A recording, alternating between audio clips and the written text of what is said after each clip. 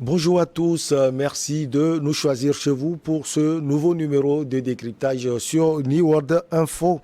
On va parler de cette commission mixte qui entame un travail mémoriel pour voir le rôle de la France au Cameroun. Et nous sommes avec Luc Magloire Kemayou, journaliste et écrivain. Bonjour Luc Magloire, vous allez bien? Bonjour, je vais bien, merci. Faire la lumière sur un plan d'histoire sanglant, longtemps tué et méconnu. Une commission de chercheurs français et camerounais entame ses recherches sur le rôle de la France pendant la colonisation et après l'indépendance du Cameroun, travail mémoriel en terrain miné. Alors, lui, Magloire Kemayou, quel est le rôle précisément, détaillez-nous cela, de cette commission? Je crois que ce n'est pas nouveau comme commission créée pour rétablir la vérité sur l'histoire de la décolonisation, parce que cela s'est déjà fait avec l'Algérie. C'est raconter ce qui s'est passé très précisément. C'est dire aux uns et aux autres, voilà ce qui s'est déroulé dans le processus de décolonisation, de séparation entre la France et les pays africains, du moins de la rupture du lien de subordination qu'il y avait entre la France et ces pays-là. C'est un travail qui est important, qui n'a pas toujours été fait et qui souvent est toujours perçu avec beaucoup d'appréhension par les Africains parce qu'on a l'impression que la France voudrait jouer le beau rôle et laisser l'Afrique dans une situation où son histoire est racontée par les autres et parfois même déformée par les autres.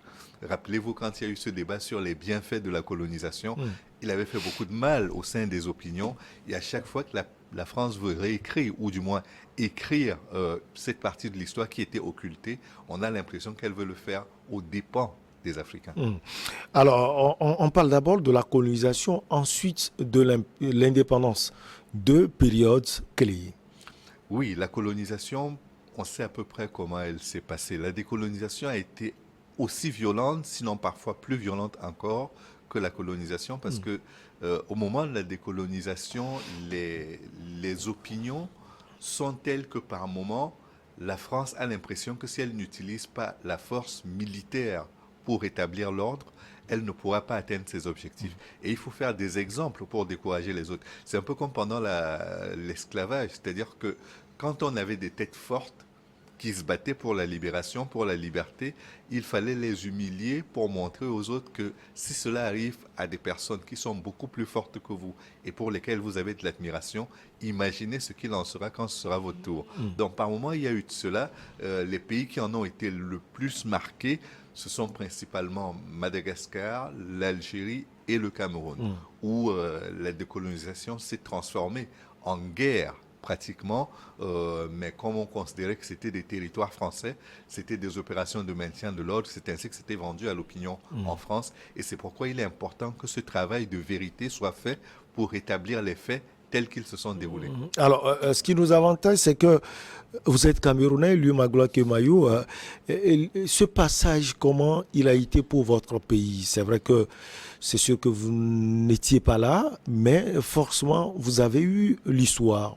Oui, je n'étais pas né, mes parents eux-mêmes ont vécu cela, ils étaient relativement jeunes quand cela se déroulait, donc les témoignages qu'ils en ont sont des témoignages d'enfants ou de préadolescents qui racontent à leur manière des circonstances qu'ils ont vécues et qu'ils ne comprenaient pas très précisément et sur lesquelles ils ont pu mettre à la fois des mots et donner un sens après coup. Mais ce qui est certain, c'est que beaucoup de nationalistes camerounais ont été tués avant le moment des indépendances.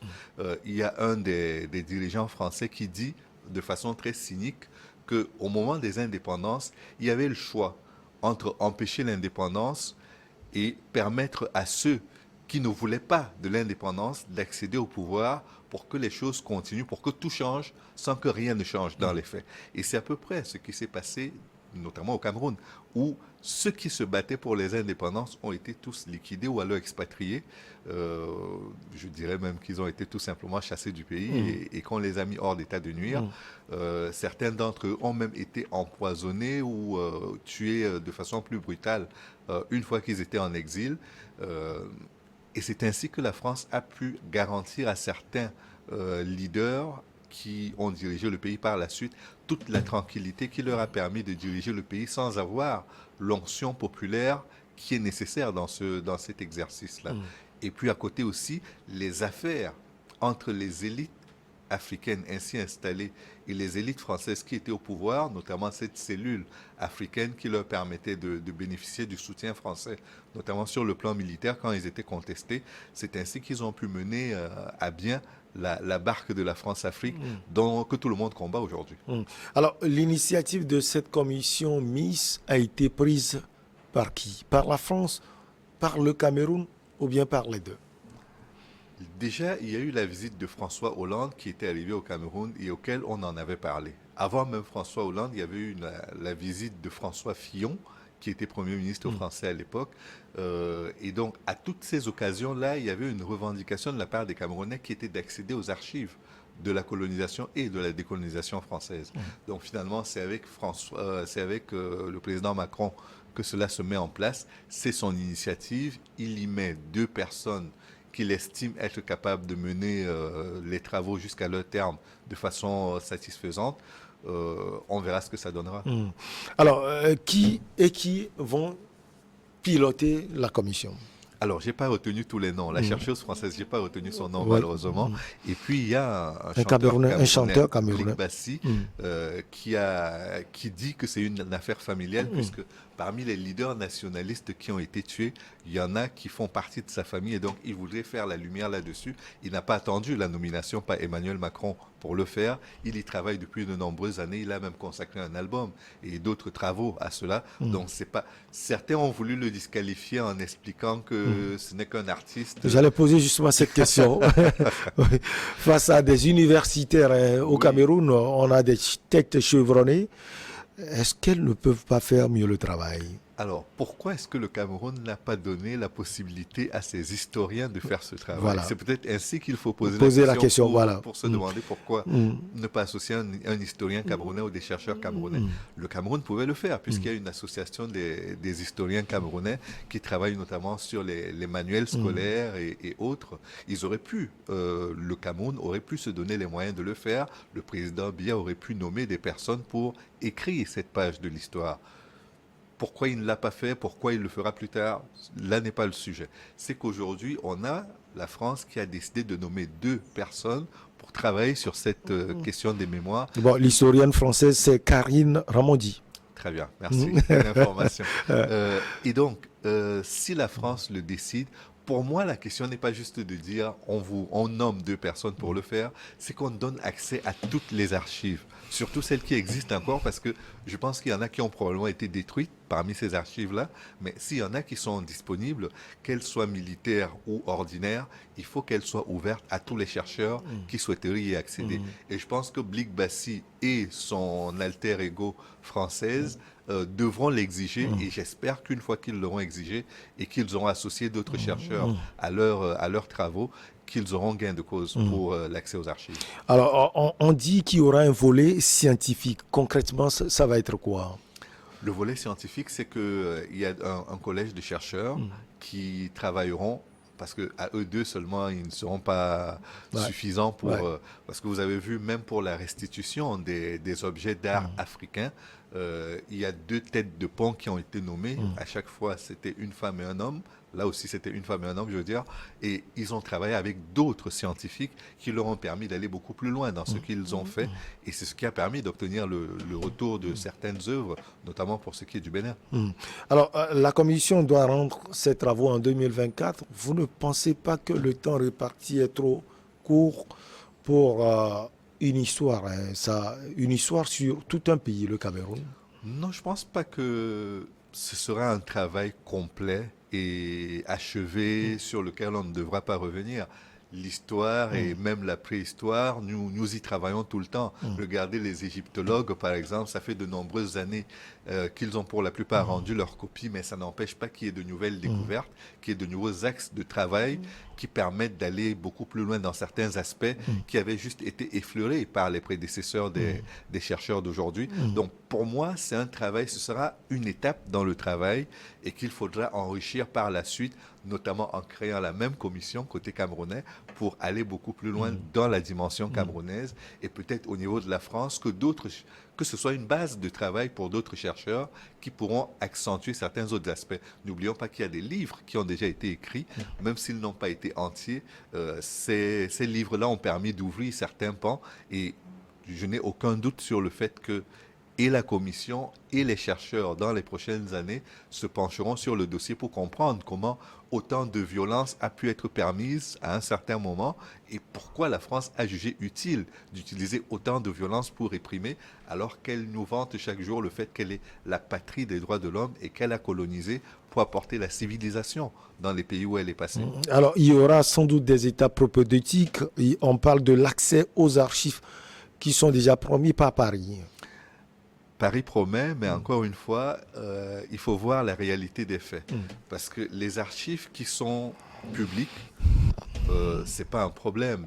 Pour peu que le chercheur sache où aller trouver ces archives-là, il y accédera sans grande difficulté. Le problème, ce sont les archives militaires, les archives diplomatiques qui ne sont pas toujours accessibles. Quand c'est secret d'État ou secret militaire, l'accès n'est pas le même, le niveau d'accès n'est pas le même. Et donc, j'espère qu'on ne fermera pas, sous prétexte que certaines personnes sont encore vivantes, l'accès à certaines archives militaires qui permettraient d'avoir une lecture.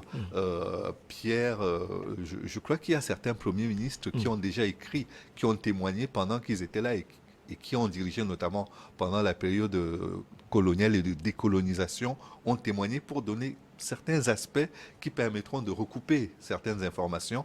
Mais je crois qu'il y a des archives qui resteront encore fermées. Ce n'est qu'un pari, hein, je le dis sans aucune certitude.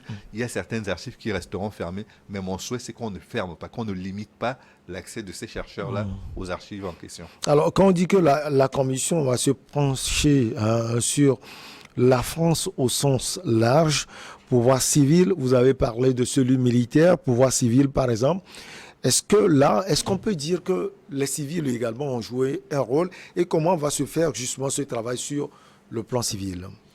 Sur le plan civil, je pense que ce sont les différentes correspondances qui ont été échangées. Ce sont les témoignages liés aux archives personnelles des uns et des autres. Ce sont tous les éléments liés à la gestion au quotidien de l'ancienne... Je ne sais pas s'il faut appeler ça une colonie, parce que le Cameroun n'était pas une colonie française, mais la manière dont le territoire a été administré. Après, il y a la dimension militaire, les ordres qui ont été donnés, et les échanges qui ont donné lieu à ces exécutions d'ordre-là. Et c'est la partie la plus sensible et je crois celle sur laquelle on aura le moins d'éléments pour le moment, soit parce que les archives ont été détruites volontairement, soit parce que le secret qui les protège, la période de protection du secret n'a pas encore été atteinte et donc on ne peut pas lever le secret pour le moment. Donc ce sont ces éléments-là qui seront utilisés après.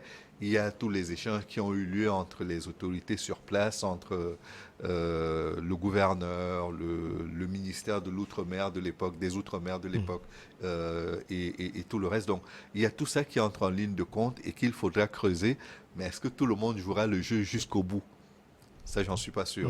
Il y a les religieux qui étaient sur place et qui ont parfois documenté beaucoup de choses, y compris comme en RDC, où ils témoignaient sur la manière dont les mains étaient coupées et ainsi de suite. Donc, je ne sais pas si au niveau du Cameroun, ces éléments-là seront disponibles, surtout que pour ce qui est des religieux, peut-être que ça relève du Vatican et que du coup, on n'aura pas accès au niveau de la France parce que ce sont des archives qui ne sont pas conservées au niveau de la France. Je ne suis pas certain que le travail de documentation jusqu'à présent soit aussi facile qu'on peut l'imaginer. Alors, Blik Bassi va s'occuper de récolter les témoignages oraux dans votre pays, le Cameroun, le Magloa Kemayou. Comment il peut faire le travail? Il peut faire le travail en allant sur le terrain. En interrogeant il va interroger les anciens, il va interroger les historiens. Il en a déjà rencontré quelques-uns. Il y a quelques photos qu'il a partagées avec le grand public par rapport à cela. Il va interroger les familles des personnes qui ont été ainsi impliqués dans cette partie de l'histoire. Il interrogera les autorités aussi, puisqu'il y a des archives nationales, il y a le musée national. Je pense qu'il utilisera tous ces éléments-là au niveau du Cameroun pour avoir les éléments d'information qui sont au Cameroun, le ministère de la Défense, la police. le renseignement militaire et le renseignement policier. Je crois qu'il utilisera tout ce qui est à sa portée pour le faire, en plus des universitaires, naturellement, au niveau de l'université qui s'occupe de l'histoire, de la sociologie et de tout. Alors, justement, il dit, je ne vais pas travailler avec les historiens, mais plutôt avec les associations et les gens qui sont sur le terrain. Ça, vous l'aviez dit, ne pas vouloir travailler forcément avec les historiens. Est-ce que ça ne risque pas de biaiser le travail? S'il ne travaille pas avec les historiens, je ne sais pas comment il y arrivera. Voilà. C'est une posture peut-être due au fait qu'on lui a contesté sa capacité à travailler sur le dossier. C'est peut-être pourquoi il se sent vexé et qu'il dit qu'il ne travaillera pas avec les historiens. Mais je ne vois pas comment on peut refuser, dans un travail de mémoire, de s'adresser aux historiens. À un moment ou à un autre, il faudra bien qu'il soit en face des historiens et qu'il leur fasse leur part de témoignage. Parce que c'est leur matière, c'est leur travail au quotidien. Donc, au minimum, il doit les consulter. Après, c'est vrai qu'il recueillera les témoignages des personnes qui ont été plus ou moins directement impliquées dans les événements, la famille des victimes, que ce soit celle de Oum Niobé, que ce soit celle de Félix Moumié, que ce soit celle de Wangé, tous ces nationalistes qui sont tombés pendant la période de la décolonisation. Il faudra bien qu'ils rencontrent leur famille. Il faudra bien qu'ils rencontrent les associations qui défendent la mémoire de ces gens-là, qu'ils rencontrent les auteurs qui ont écrit sur cette période historique-là, qu'ils soient historiens ou pas. Mais encore une fois, je pense qu'il est important de ne pas écarter les historiens parce que si vous faites une opération chirurgicale sans avoir un médecin à côté de vous, spécialiste de la discipline, vous risquez de passer à côté de votre sujet. Alors, pour chuter Lumagola Kemayou, vous pensez que ce travail va porter ses fruits? Pour moi, tant que nous attendrons que le travail sur notre mémoire, que le travail sur nous soit fait par les autres, il sera toujours incomplet. À côté pour moi, ce n'est qu'une contribution à la connaissance de l'histoire, à la fois coloniale et de la décolonisation, mais il faudra que les Camerounais se prennent en charge et qu'ils travaillent sur cette histoire, pareil pour tous les autres peuples africains qui ont été colonisés. Il faut que nous fassions notre part du travail. Si nous estimons que la France seule doit faire ce travail ou que nous allons déléguer à la France et après estimer que le travail n'a pas été bien fait, nous aurons manqué à notre mission. Donc, à côté de ce qui a été fait, il faudra que les Camerounais, les chercheurs camerounais, la population camerounaise fassent sa part du travail. Dans nos écoles, cette histoire est très mal connue parce que nous nous plaignons de ce qu'elle est mal enseignée ailleurs, mais est-ce qu'au niveau de nos propres écoles, on a pris la peine d'enseigner ce qu'a été le nationalisme pendant la période coloniale, ce qu'ont été les héros de l'indépendance, de la lutte pour l'indépendance de nos différents pays. Je pense que c'est aussi à travers cela qu'on peut remplir notre part du contrat social en disant que nous avons fait ce que nous devrions faire, nous avons apporté les éléments qui permettaient de passer le relais aux générations futures et tant que nous n'avons pas fait cela, nous manquons notre mission. Merci beaucoup à vous, Lumagola Kemayou. Vous êtes journaliste et écrivain et c'est toujours un plaisir de vous avoir sur notre plateau. On marque la petite pause et derrière on reçoit King Dojoro.